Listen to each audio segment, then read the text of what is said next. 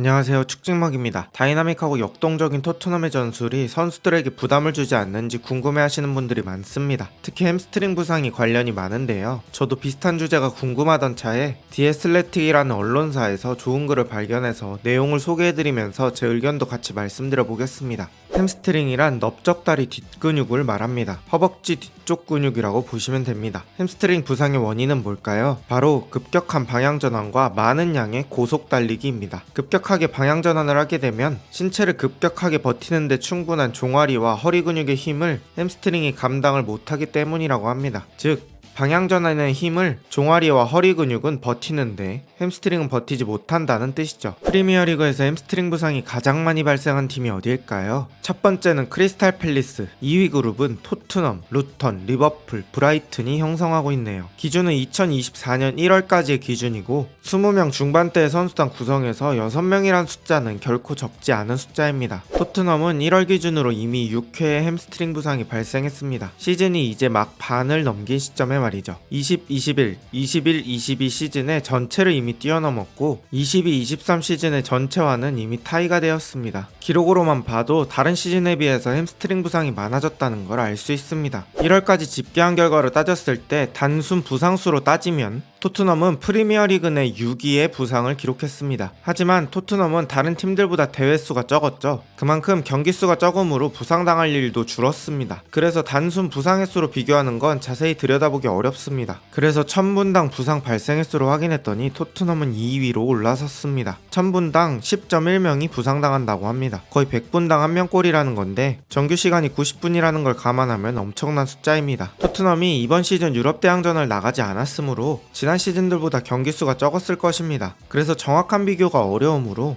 햄스트링 부상도 1000분을 기준으로 보겠습니다. 그럼 올 시즌 햄스트링 부상 빈도는 더 명확하게 드러납니다. 지난 시즌이 대부분 1000분당 1회 언저리에서 머무른 반면 올 시즌은 1000분당 거의 3번의 햄스트링 부상이 일어납니다. 확실히 이번 시즌 들어 햄스트링 부상이 늘었다는 것을 알 수 있습니다. 그렇다면 이유가 뭔지 알아보도록 하겠습니다. 첫 번째 이유는 토트넘의 전술적 특성입니다. 토트넘은 상대가 공을 가지고 있을 때는 전방 압박을 시도합니다. 중앙에 있는 선수가 기수 역할을 하며 방향을 정하고 그대로 구석으로 몰아갑니다. 구석으로 몰기 위해선 전방에 있는 선수들이 많이 뛸 수밖에 없습니다. 게다가 공을 상대가 패스하면 그것에 맞춰서 방향전환도 하며 뛰어야 합니다. 햄스트링의 주된 원인인 급격한 방향전환이 일어난다는 거죠. 두 번째로 토트넘이 공격할 때의 형태입니다. 풀백 2명을 전부 올려쓰기 때문에 포백 중 2명의 센터백만 뒤쪽에 남아있습니다. 상대의 역습 상황에 센터백 2명은 스프린트를 많이 하게 됩니다. 그리고 나머지 선수들도 하프라인 위부터 스프린트하게 되니까 많은 거리를 고속으로 질주해야 하죠. 방향전환과 고속 달리기가 지속되는 토트넘의 플레이 스타일이 햄스트링의 부상 조건과 연관되는 부분이 충분히 있습니다. 두 번째 이유는 새로운 감독 하에선 부상을 자주 당하는 경향이 있다고 합니다. 뉴캐슬의 전 스포츠과학 책임자 역시 이러한 경향에 대해서 인정했고 특히 시즌 초반에 그런 경향이 일어난다고 합니다. 토트넘뿐만 아니라 첼시도 이번 시즌 포체티노라는 새 감독이 왔습니다. 토트넘과 첼시는 각각 6회와 5회의 햄스트링 부상을 안고 있죠.